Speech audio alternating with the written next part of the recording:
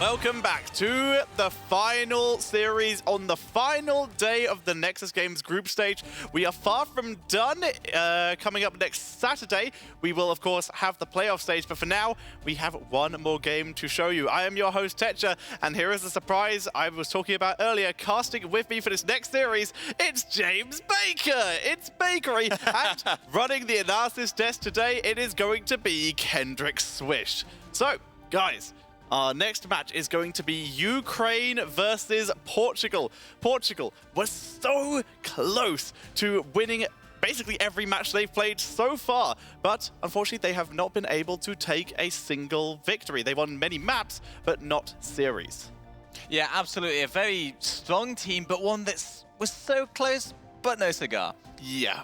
Yeah, it was really disheartening to see the Portuguese team, despite their really valiant efforts, not being able to win a series. They were close against Sweden, and if we consider how we just saw Sweden perform, that was an admirable feat. Yeah. So Portugal, they have a lot to prove still, but I think they can take it against the Ukraine. We very much said it yesterday that Portugal, the day before yesterday, that we think that if Portugal were in another group, there's a good chance they would have made it out. For sure. They are in this group, and as such, they are now fighting to see which out of them and Ukraine will simply get a point at the bottom of the table. And Ukraine, they're in a very similar situation to what the Czech Republic were in our last game, where we're not expecting them to take we weren't expecting them to take maps, but the Czech Republic surprised us, so I'm hoping Ukraine could maybe do the same. Yeah, truth be told, nobody expected the Czech Republic to do so well against the Netherlands, yet here they were and took a map of their opponents, and I think the Ukraine, they actually have the same potential. Ukraine is a strong team on paper. They've got some strong Grandmaster Hero League players in the roster, and I have not lost faith in them. So let's head into the map vetoes to see who is going to, what maps we are going to be playing on. Portugal banning out Black Heart Bay, wanting to avoid that very PvE-based style. Let's see what we're also going to see banned out from Ukraine. It is not Braxis. I've got the wrong StarCraft. It is going to be Warhead Junction. Both of these teams, these two bans actually appears to have become a bit of a theme. I think most of the teams have agreed these maps are the least fun to cast, so they're doing us a favor and they're taking them out for us. So what would you say would be the next map on that least fun to cast? Ooh. For your first cast, Braxis Holdout? Anything else? To be honest, to me, it would probably be Tomb of the Spider Queen, simply because we've seen it so many times in this tournament. Okay, well, you're in luck. It is neither of those two. We're going to Haunted Mine! Oh, no. For our first game in this best of 3 series.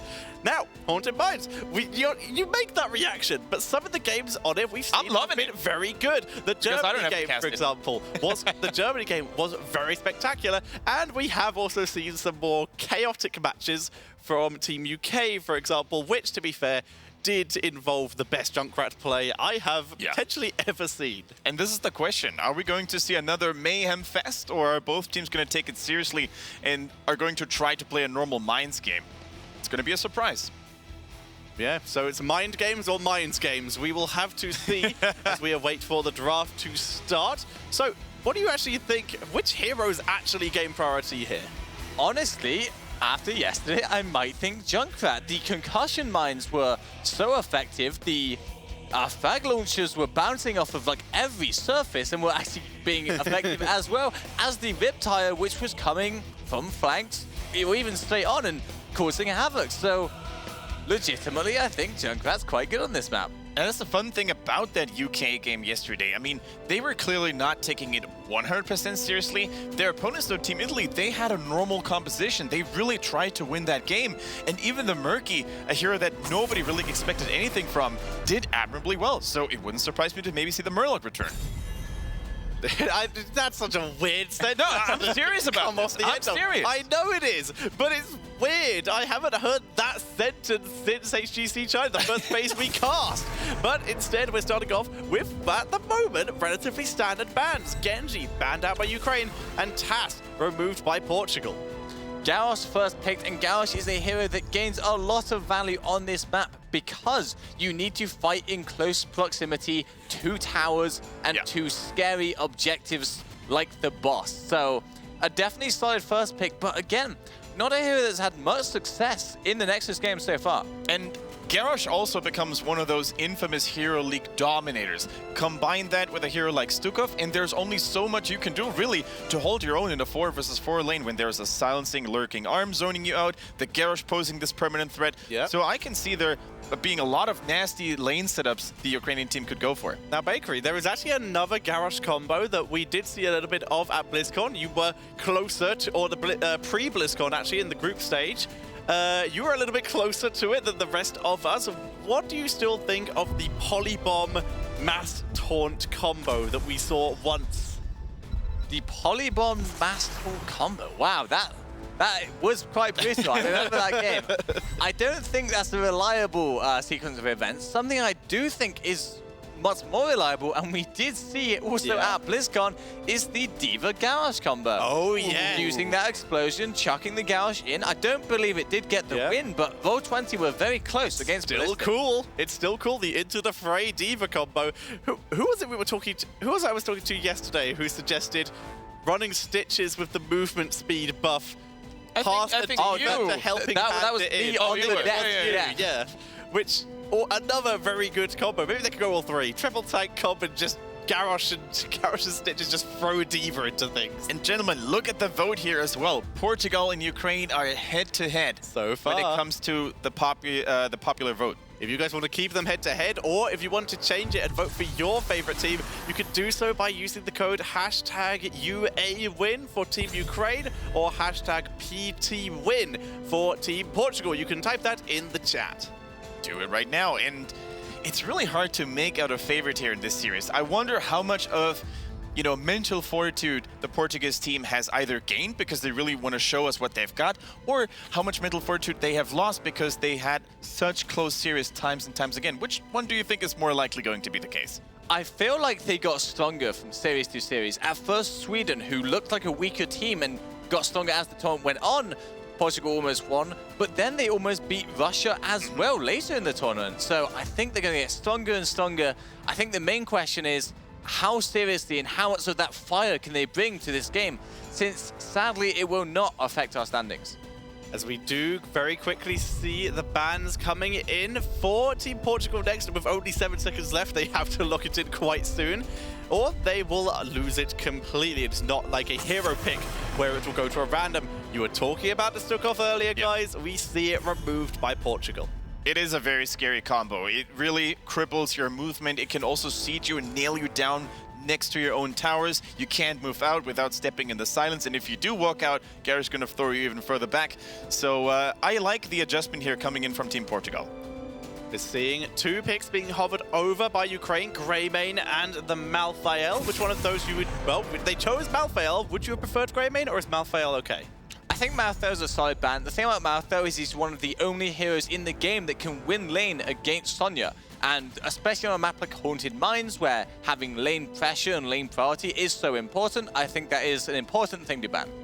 All right, the Malthael definitely seems to be a priority. I do fully agree with you, Bakery. I think Malthael is such a scary pick that you sometimes want to get rid of it, especially since it's such an uncomfortable laner to face, and there's barely any downsides of having a Malthael in your team, so just get rid of it. The Chromie here, once again, we saw Poland, I believe, on Haunted Mines. I can't recall correctly, but whenever the Chromie was picked here as well, you can really set up a large amount of traps, literally with the sand traps, or with a slowing stance to really slow people once they exit the mines. We have yet to see an Andorhal anomaly build in professional play, at least that I can remember. The talent itself is still not that bad. Yeah, I've had to play against it, and I had a miserable time. It was really rough to deal with, but it's still not as effective in terms of professional view as the incredible damage output you can get.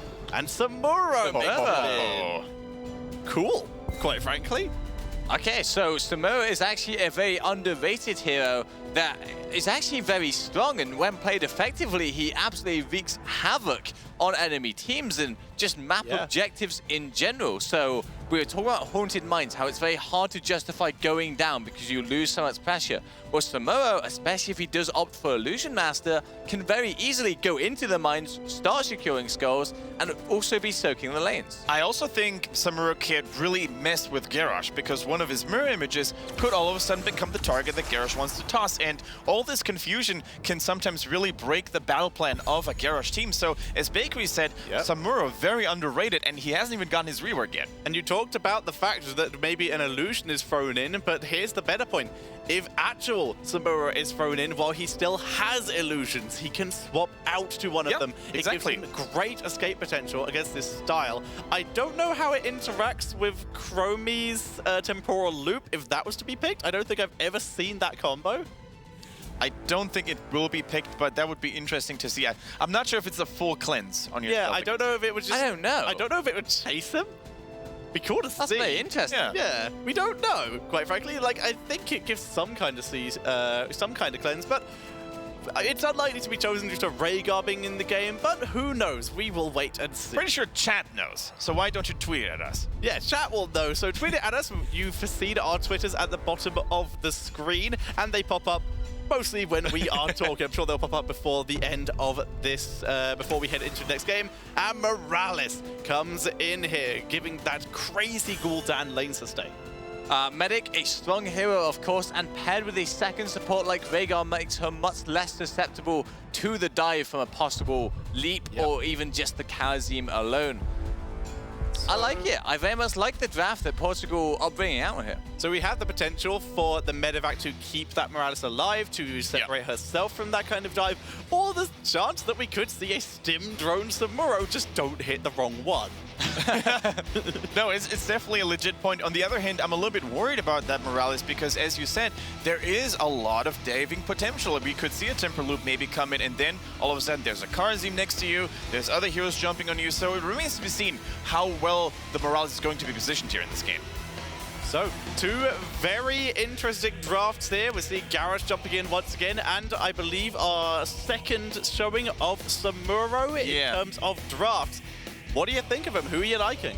I do like the Samuro here. I think we elaborated very well of what he could bring to the table here in Haunted Mines, and I'm going to give it a shot. I think Portugal has it. So we were talking about Twitter, so if you guys want to tweet at us, because I'm actually quite curious, you can tweet at me, at Tetra, and of course these two have Twitters, which will hopefully be popping up at some point. And there you go. Be sure to tweet at us if you have any interesting facts about the games, or if you just want to tell us how stupid we are for not knowing the Samuro cleansing. Everything's appreciated. We'll take it all. We are very happy to take everything. So, I'm going to ask you guys for... You can take a little bit of time of it, but what are your decisions? Who are you voting for? I think it's going to be Portugal. I really like the Samuro pick. I really want to see how strong it can be on Haunted Mines. They've got my vote. Yeah, I have to agree. I think Portugal, the Samuro pick, is convinced me. Well, let's see if these two are right. The chat is also leaning very slightly towards Portugal, so for the sake of balance, I'm voting for Ukraine and that Garrosh. As we head into the first game in this best of 3. And Bakery, would you like to introduce the team on the left? So on the left, we have Team Ukraine with Valamax on the Chromie, Fan playing the Kharazim, No Pain looking for team on the Lucio, and moving up towards the top lane, we have Candle playing Garrosh, and rounding out the team is Deodark on the Sonya. Whereas on the right-hand side, it is Team Portugal with Godstorm on the Morales, Psyche on the Gul'dan, Zabida on that ETC, and once again moving up to the top lane, the double Orc lane with Holotype on the Samuro and Caps playing the Rhaegar. So, talent starting it off, we have a couple things that do catch my eye. For example, I believe it's Unrelenting Force coming in from the Garrosh here. That extra throw rate, very punishing if heroes aren't careful. Yeah, absolutely. The extra throw range and, of course, 125% more damage. Definitely less impactful, but still, of course, noteworthy. Yes, 125% of one is still basically 125 as a throw into a time trap here onto ETC, and that gives him time to react to power slide out. Yeah, sadly, no follow-up available, at least not too much. They tried, but the boop was denied by the time trap, so it's a little bit unfortunate there. And of course, Morales and Rhaegar, that is not the kind of composition where you can make lasting poke damage happen, as we see in the top lane here. Rhaegar has moved up to the top lane. We see the Saburo micro here being very careful to try and make it look like they are all AI controlled until we get to that level 10 where he's going to have Illusion Master and will gain control over those mirror images. Sneaking around in stealth form is Holotype. He immediately gets revealed via a rogue Sonya in the area. Psych, nice dodge there on the Dragon Breath as Candlelight is in trouble. Once again, throwing into the trap. Is that enough for Chromie to set up? No, it is. It pulls in Psych as well, and Psych will be the one to take the damage. It looks like that's the combo they're aiming for, but you have to ask, where's the actual value they're getting? Where's the damage? To just be a long disable rather than any lasting poke or damage coming out. So we see Deodark moving in from the side. This will force Caps back. He will be able to escape though if he wanted to use some Mind Micro if they were to chase any further. But so far, what I'm thinking is the combo just to set up for 7-sided or something like that? In which case, why are they showing it so early? I think what's happening is there's a miscommunication between Chromie and Garrosh. I think Chromie wants to save that combo, possibly get the Sonya Spear ready as well, and then when the time trap ends, front load all of that damage. But not quite what's happening right now. The Chromie is, of course, using that Sandblast just to poke and using the Dragon's Eye to wave clear. Pulls in Zabina there, throws the minions. Sad times. There was also no time trap down. They were going to try without it. In the meantime, Karazim very nearly kills Rhaegar in the bottom. He will have to actually... Oh, hang on. Karazim, he forces him out the mines, doesn't chase him, but prevents him from porting. He forces him to keep moving. I'm not sure if he was actually trying to port or if he was just B-stepping there. Either way, Portugal and the Rhaegar living life on the edge. Yeah, Portugal having trouble porting here, as we do see, once again, Samura still holding the top lane, but he's taken a lot of damage. This whirlwind from Sonya really helping out. Now, Morales, level 4 talent, a little bit different from the usual blast shield, right? Yeah, absolutely. So that's Caduceus. Oh, wow. That's the combo. They got it. It's a lot of damage on Gul'dan if they can ever land that. And that's the thing is, Godstorm did not have his healing beam pre-applied. If he does, then it actually is a much longer range because it only checks range once every second. And that means he can get 2 more healing applications even while the Gul'dan is out of range. So yeah, he's able to get 2 more ticks of healing. So now, very quickly, we were cut off a little bit beforehand. Tell me about this level 4 talent for Morales. So Caduceus Reactor, it's her self-healing tool. It's basically you activate it, you cost yourself energy, but you heal yourself back as well. It's something that's very useful against Chromie in particular because one Sandblast can very often leave Medic with no way to recover that health. Yeah, it's very good for burst protection, like you said, as long as she's able to keep the energy up.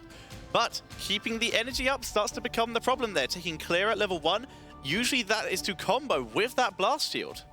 Yeah, clear at level 1, I am slightly confused about why you would take that and then not go for blast shield. I would have much rather seen the auto attack one? The auto attack one. I don't know the name of. Yeah, nor do I. The auto attack one, of course, is very valuable in longer team fights, but always risky, especially against heroes like Garrosh. So, right now we've seen the Garrosh combo work once.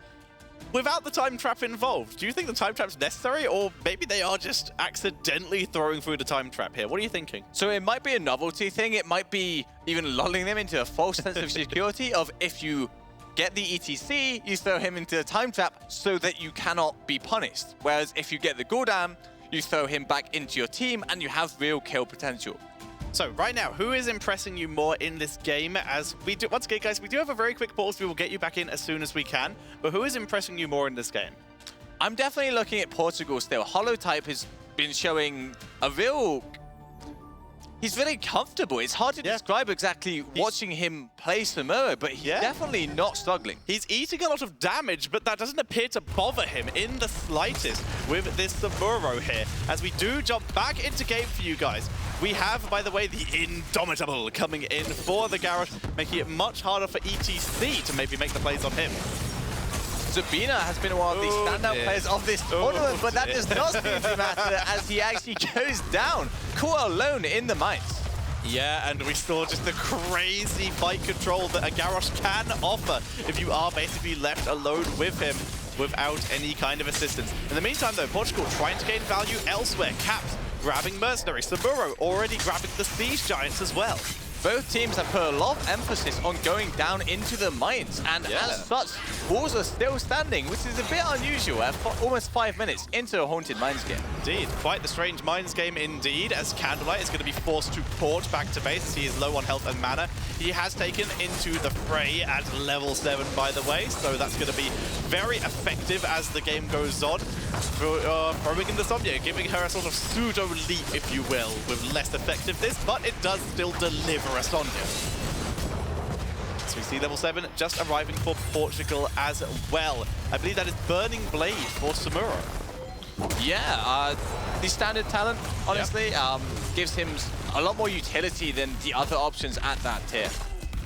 And we see Medic, potentially a fix for her energy issues. I believe that's the one that gives energy. I thought that was Prolonged Safeguard. You might be right. We will double check as Candle will go down there. ETC with a very solid CC, and it is in fact Prolonged Safeguard. I was wrong, it turns out, but the one I was thinking of was on level 1, which also could have actually been an energy generator. So ignoring all of the energy generating talents in this entire game is this Morales. Interesting choice. Interesting choice. Energy considered to be relatively unimportant for the energy-based support, as Holotype is in serious trouble. No Illusion Master yet, and he will get taken out. We're talking about how comfortable he was looking, but maybe a bit too comfortable, ending up almost randomly at the enemy easy camp for not much reason, it seems. He said hi, found 4 people, didn't have the clone, and went down. Now Diodon soloing the boss here. He is finally going to get some help from Fran here, and they will be able to duo this.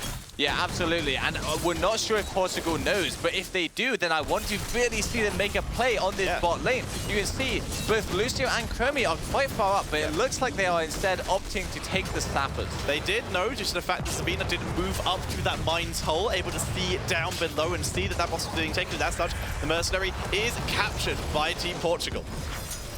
Lucio playing with death there, almost getting split by ETC, but not quite. You can see the medic beam did connect, and that might be enough healing. It is not. ETC goes down so quickly again. Yeah, very nicely done. The throw into the Lucio boop, and everyone just blocking around ETC. And the fact you're able to blow up the solo tank of Team Portugal like that can be a very good sign.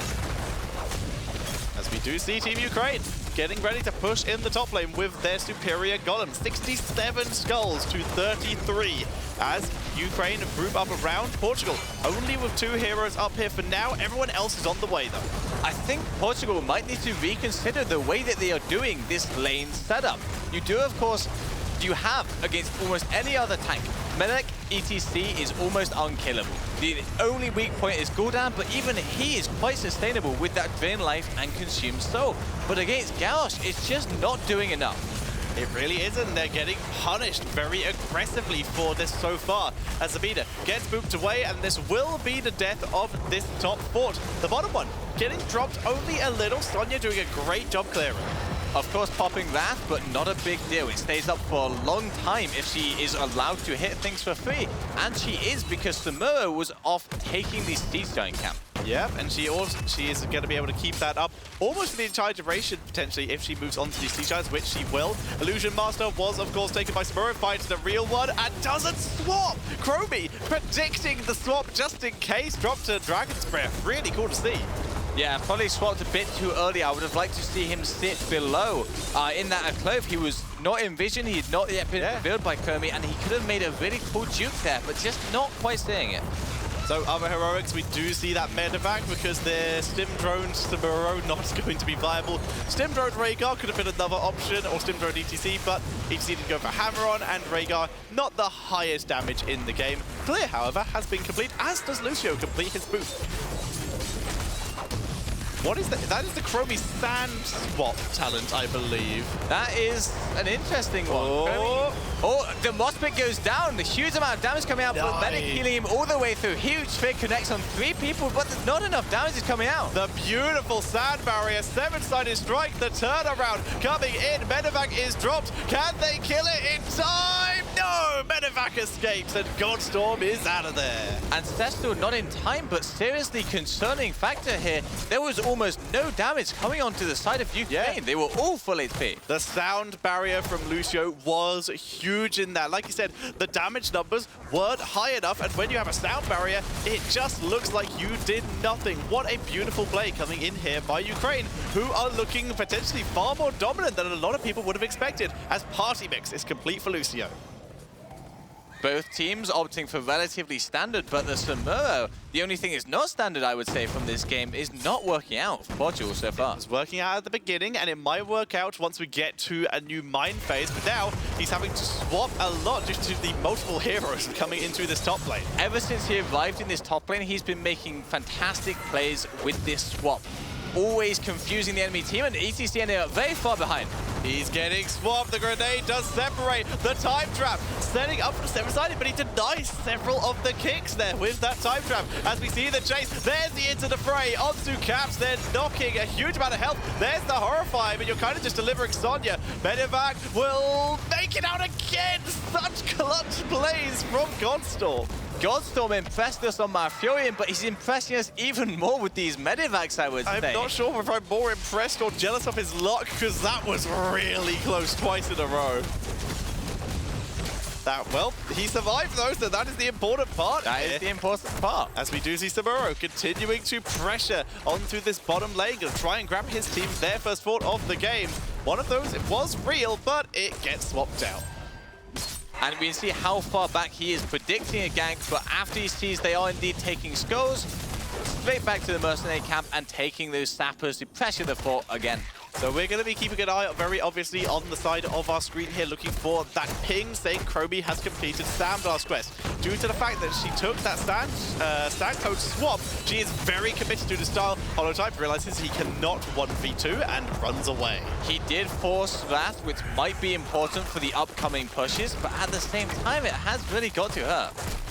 It has indeed. Garrosh, I believe that is the Shake Shield. I can't remember. Shake Shield? It is the shield on his Earth Shaker talent so that he can get a little bit more protection. Very effective on a hero like Garrosh, where shields can stack on top of the armor and do not lower his armor count. It is the defensive measures. That's the one on the Groundbreaker. As the cleanse is used on Zabina, making sure he safely does not get flipped in again.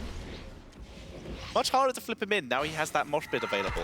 Absolutely, definitely a risk, but of course we do have the time trap combo potentially. And Chromie's done it. She's done the Sandblast, so we can now see those cool Chromie jukes. You can see there Portugal taking care of those skulls. They've already lost the Golem phase, but this is very much damage control here. Yeah, interesting decision. Opting to leave one, actually. Oh, No, maybe they not. Get it. They get it. It was just they thought they had them all. So, level 13 available for both teams with those talents. Overall, not a huge amount of surprises, except I think Samuro for that single target damage, I believe that. No, that's the teleport, sorry. Getting my talent colors mixed up. We do see both teams rotating around. Deodog working on it, throws into Samuro, but Samuro, is he mobile enough? He gets out. Ancestral is dropped, and now he's looking for the potential turnaround. ETC going in. Mosh pit could be used. Seven-sided is dropped. The Horrify almost forces Garrosh out of the mosh pit, but it does force Deodog into the backline, and they're forcing through with that sound barrier hit, trying to get it. Medevac, there is no way, my friend, and they are dropping very low, but the counter kill coming in onto the Lucio as Deodog is running out of steam and health. Absolutely, the insane Horrify actually originally on the team fight, no value from that, but the sound barrier was used as a result. And as soon as the sound barrier went down, the Gordon just got so much value. Candle able to escape, able to heal himself through the poison via killing a minion and then throwing ETC away, giving him his chance to escape. But that sound barrier value, that was a very back and forth fight between the two teams. As we see the boss getting cleared up, it won't finish off this time. Actually, yes, it will. It's got enough health there. The Samuro clone's not spawning in time to finish it. Yeah, so again, Portugal, they won that fight and they're still in the game, but they lost their key pool and they did not get anything in return due to the disparity in the Golem strength levels. That bot 4 still alive despite the consistent harassment from the Samuro throughout this game. He has not been able to finish the job. As such, we see Portugal clearing up the Staffer camp to prevent any more pressure onto their bot lane, where, like you said, the wall was taken down. Now, what Portugal needs to do is they need to find a way to stick in the game and not lose much else. As long as they hit 16, they have a strong team fight composition, as long as Soundbar is down. Yep.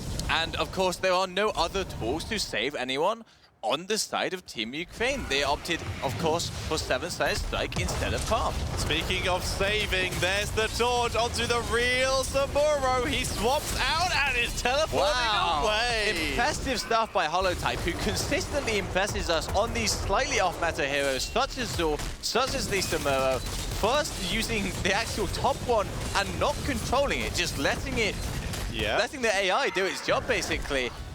To make them think it was the bottom one, then swapping them round, and then using the teleport, of course, on his stealth to actually make it out. A very solid play by Holotype there to escape. Zabina, though, now in trouble, but the Earthbreaker does not land. I like the way he holds his slide. So the only way he can die there is if he slides and he is still in range of Garrosh. So he waits, he draws the Garrosh further and further in, and then just slides as soon as the Earthbreaker is in range. It's a solid idea, and it worked out for him this time. It does have remove a little bit of counter-engage potential, but so far that has not been such a huge deal, because the fact of he's alive. So we see Showstopper coming in for ETC, extra armor, trying to play a little bit of Garrosh's own game with some armor battles. We spoke about how important it was for Portugal to hit 16. Now they have, and they're actually catching up a lot in XP due to the way that they soak the map with this Samuro pseudo-global. Samuro keeping vision on everyone. It finds a time trap, and that's very useful. That is very good value on the Samuro mirror images. And they're also getting a bunch of skulls right now. And there's not really a reply from Team Ukraine, just taking a Sapper camp. But it's got so long to march down that lane. And I think it can be easily dealt with by the Samuro. The Samuro has head up. He's set to clone up, and he will swap onto that.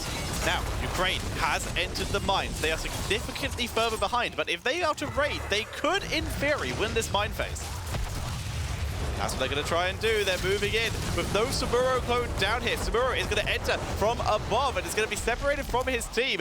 Look at this, trying to make it so the real one looks like an AI. Beautiful play here as they do begin to put some damage on. But look at the fact that Portugal are in such a big area here. Moshpit only catching Sonya to horrify on Diodog as well. The ETC is trying to get some dogs back. The sound barrier is good, but a beautiful ancestor onto Godstorm.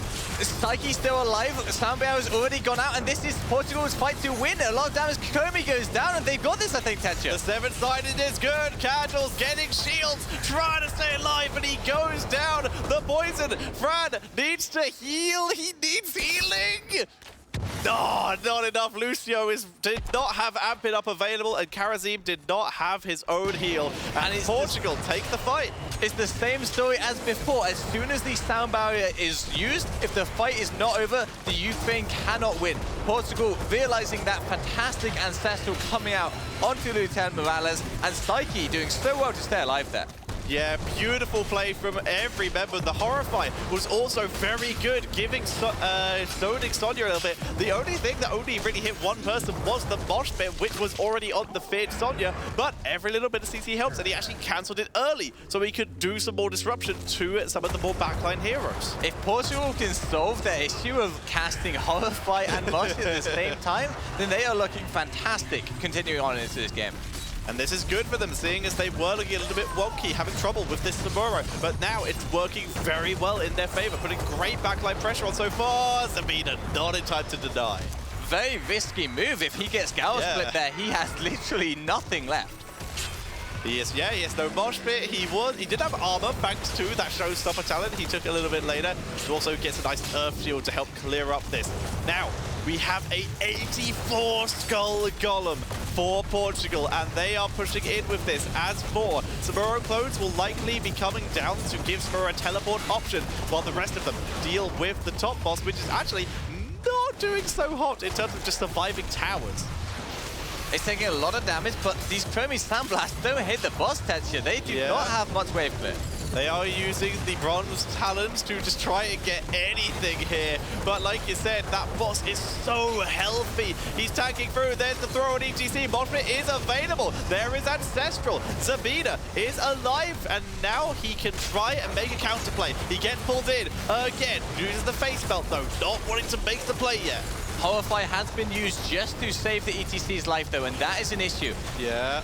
They could look for core if they had Horrify, I'd say they'd go for it, but I'm not sure they can. They now can't stack up though. They can't stack up Moshpit and Horrify due to one of them not being available. As we see, Diodog moving on to the backline. Candle not landing the Earthbreaker. Zabina is peeling for his team right now. The boss still on the core. There's using the free. It does not knock Sonya into the boss, but Chromie is taken down. Soloing the Chromie in the backline. The boss has not done much damage. It has removed the shields. The sound I think barrier. this could be it. Sound barrier on Kerosene. They're trying to do damage onto the backline. There's still Siege Giants. The boss is still alive and it's not being dealt with, Bakery. And that is going to be GG. And Portugal will take game number 1. A beautifully controlled core push there, not rushing in, not being overzealous, just taking their time, playing it slow and showing the value of that Samoa pick.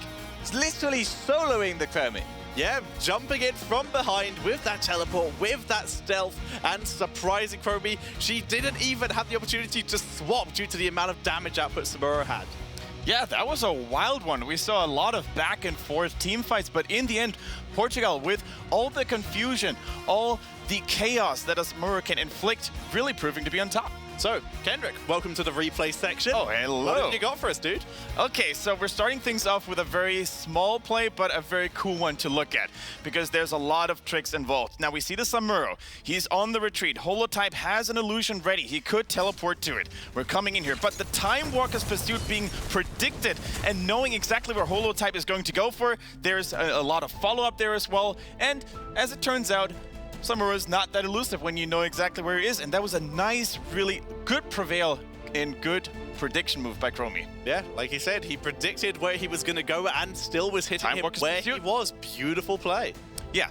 Next in line, we've got a little bit of a bigger play coming in. It is a mosh pit attempt that kind of goes wrong here for Portugal, but in the end, it all comes back good. Zabina is trying to contest this mercenary camp. He tries to knock him back, tries to reinitiate with a power slide.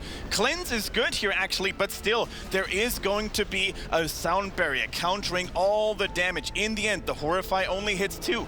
Not enough for Portugal up to this point. And then, here comes the taunt. Here comes the united collapse of Team Ukraine, and they destroy the ETC. Now, they smelled the blood. They want more. They chase Portugal down, especially Medic, who is the least mobile target, comes out as the next target. But we talked about this before. Nice Medivac can be used as an escape, and whee, there she goes to safety. And this is basically where Portugal can stabilize. This is where they come back. Nice save. Those medevacs were absolutely the saving grace for Goldstorm. If he died a couple more times, maybe Ukraine could have snowballed, but instead, we got some really clutch escapes, and because of that, Goldstorm was able to keep his allies alive. Absolutely, and we've got yet another one. 3rd time's the charm. It is another team fight. This time, there's a lot of mayhem going on. It all starts around when Garrosh tries to go for to make a play here. In the meantime, Samuro, all those illusions, it is so hard to track him down. The Ancestral Lance keeps the real one alive for now. Once again, Zabina on the ETC tries to contest here, tries to make something happen. The 7-sided getting 2 split here. Nice Horrify hitting 2 people, isolating the Sonya. Zabina goes for the mosh pit. Gets unstoppable, but it is still not enough damage. Sonya continues to do her nasty business in the backline. Once again, good sound barrier here as well by No Pain. Now, Medivac this time, it looks very similar to the previous play we saw, but this time the Medivac gets depleted and destroyed immediately. Now, the Ukrainian team smells blood. They're trying to go in. Zabina with a nice turnaround. So much AoE damage coming in from Gul'dan, hitting multiple heroes in the meantime. And now look at Kant, look at the Garrosh. He tries to body block, he tries to save the Sonya, succeeds in doing so, but now it is the War Chief of the Horde who is in trouble. With a last man effort, he tries to run away. There's nothing in sight, but wait, one friendly minion. Bloodthirst saves him now, and okay, he's not done just yet. Goes for a Wrecking Ball, saves himself. Nice game sense here, and great tools to really keep himself alive. I like to think Huge that play by Kando, actually. I didn't catch that because I was busy analyzing the fight before it, but huge play. And the thing I loved about that team fight, actually, is I think that medevac was actually a bait the whole time. I think they knew they would not get out and just wanted to bait their whole team to stack up around it for the ETC. And the Gul'dan got so much value when everybody grouped around the medevac. So much AoE damage coming out from him. Nice play. I like to think that minion was like, my god, Garrus is low. A minion's gonna get him there. But did not work. It actually saved Garrus' life. So now, guys, the next map is chosen by Team Ukraine. Where do you think they would like to go? Praxis.